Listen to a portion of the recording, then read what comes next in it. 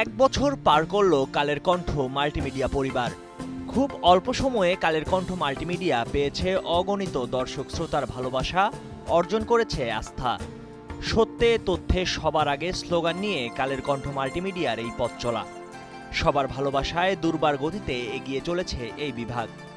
গত বছরের জুলাইয়ের আন্দোলনে উত্তাল সময়ে বড় চ্যালেঞ্জ সামনে রেখে যাত্রা শুরু করে কালের কণ্ঠ মাল্টিমিডিয়া।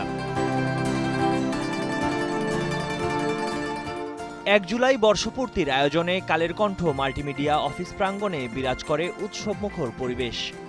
সকাল থেকেই অনুষ্ঠান স্থলে তথা মাল্টিমিডিয়া অফিসে যোগ দিতে থাকেন কর্মীরা। পরে দেশের বিভিন্ন জেলা থেকে আসা সাংবাদিকরাও যোগ দেন। বিকেল ৫টায় মাল্টিমিডিয়া ও অনলাইন বিভাগের যৌথ আয়োজনে কেক কাটার মধ্য দিয়ে বর্ষপূর্তি উদযাপন শুরু হয়। অনুষ্ঠানে বাড়তি মাত্রা যোগ করে ফল উৎসব।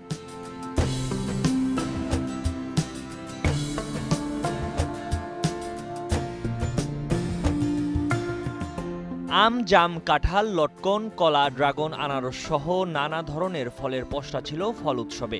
নানা ধরনের এসব ফলের স্বাদ বাড়তি উৎসাহ জুগিয়েছে কালের কণ্ঠ পরিবারের সকল কর্মীদের।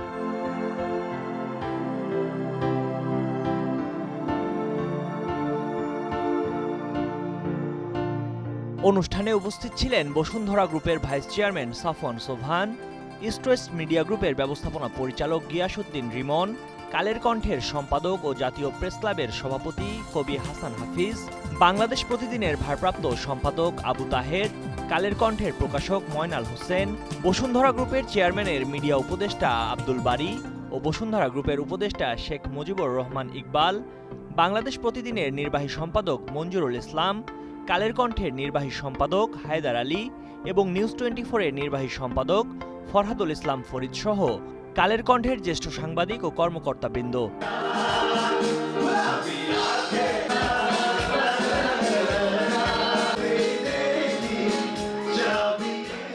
১ জুলাই দিনব্যাপী সাংস্কৃতিক অনুষ্ঠানে মুখরিত ছিল কালের কণ্ঠ মাল্টিমিডিয়া অফিস।